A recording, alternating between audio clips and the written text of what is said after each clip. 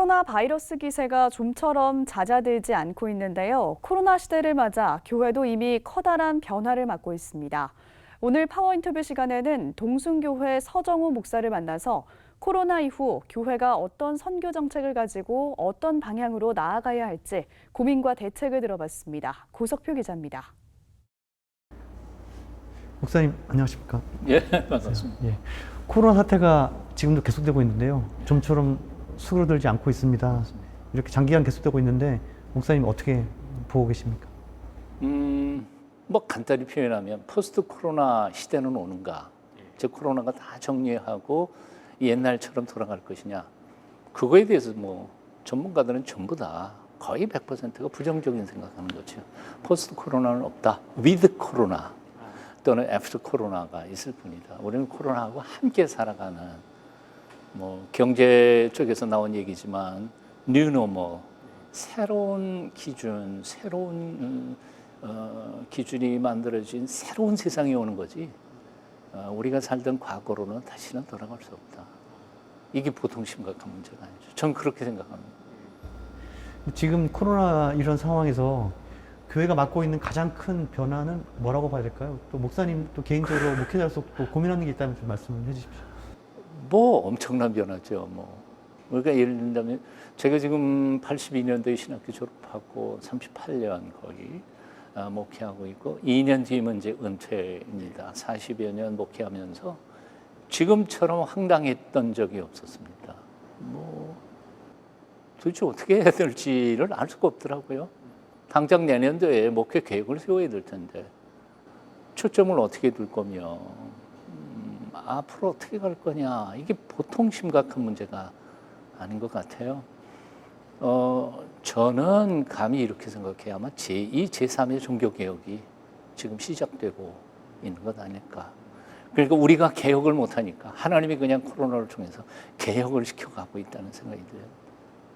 간단한 문제를 얘기한다면 사이버 공간에서도 교회가 존재할 수 있는 거냐, 아니면 현장 예배를 떠난 현장 없는 예배가 과연 가능할까? 성찬은 어떤가? 그게 가능한 건가?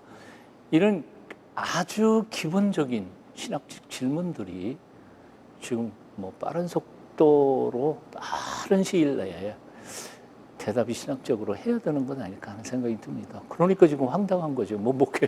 일반 일선 목회자들은 지금 어떻게 될지 모르죠.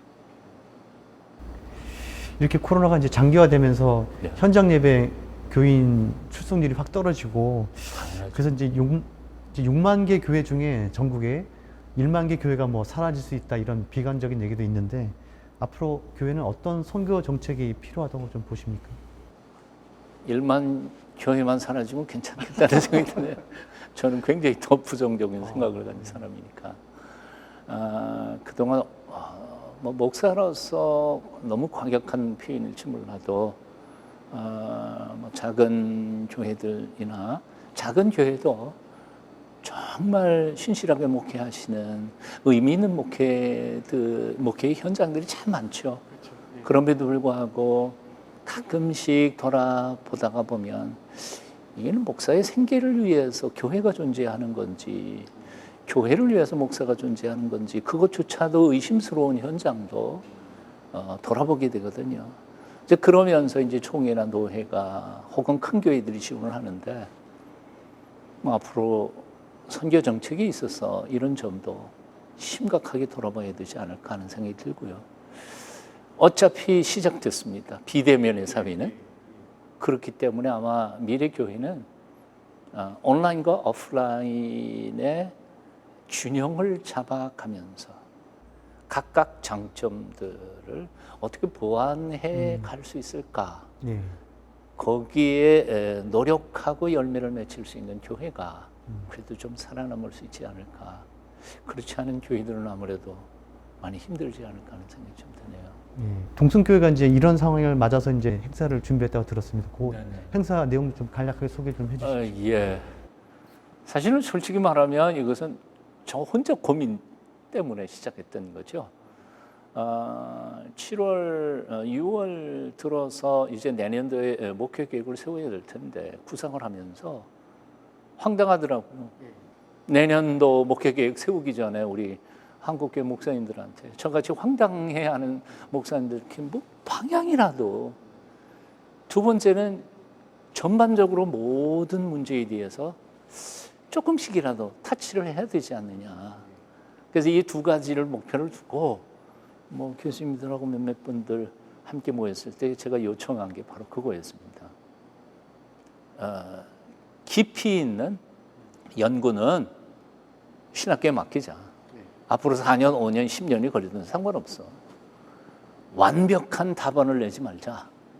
우리는 그럴 수도 없고 지금 그럴 시간도 없고 지금 현재로서 우리가 최대한으로 건강한 신앙을 가지고 이 코로나를 직면해서 교회를 어떻게 할 것이냐에 대하여 대안, 구체적인 대안들. 이론에 대한 책들은 많이 나왔어요. 책도 정신대에서 몇 권 나왔고요. 책들은 많이 나왔어요. 이론 말고 구체적으로 우리가 뭘 어떻게 할 것인지에 대해서 아이디어를 내놓자. 좀 고생들 지금 많이 하고 있죠.